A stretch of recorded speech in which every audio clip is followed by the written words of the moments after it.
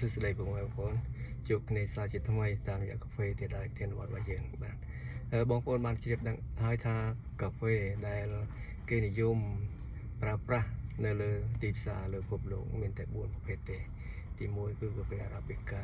បច្ចុប្បន្ននេះមានគេប្រើប្រាស់និយមប្រើប្រាស់រហូតដល់60ទៅ70%ទី2កាហ្វេ Robusta គេនិយមយកមកហូបញញ៉ាំហ្នឹងចន្លោះពី30ទៅ40%ហើយទី3កាហ្វេ Liberica គេនិយមចូលចិត្តប្រហែលជា1ទៅ2%ហើយចំណែកទី4គឺកាហ្វេ Excelsa ជាប្រភេទកម្រដែលសឹងតែបាត់ដាច់ពូជទៅលើពិភពលោកគេប្រើប្រាស់ប្រហែលជា 0.05 តែប៉ុណ្ណោះ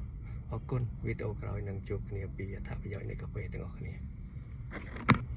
សួស្តីបងប្អូនជួបគ្នាសាជាថ្មីតាមរយៈកាហ្វេទៀតហើយធានវត្តរបស់យើងបាទបងប្អូនបានជ្រាបដឹងហើយថាកាហ្វេដែលគេនិយម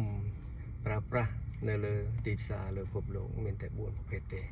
ទី1គឺកាហ្វេ Arabica បច្ចុប្បន្ននេះមានគេប្រើប្រាស់និយមប្រើប្រាស់រហូតដល់60ទៅ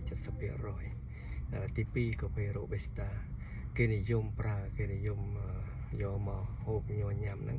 ចន្លោះពី30ទៅ40%ហើយទី3កាហ្វេ Liberica គេនិយមចូលចិត្តប្រហែលជា1ទៅ2%ហើយចំណែកទី4គឺកាហ្វេ Excelsa ជាប្រភេទកម្រដែលសឹងតែបាត់ដាច់ពូជទៅលើពិភពលោកគេប្រើប្រាស់ប្រហែលជា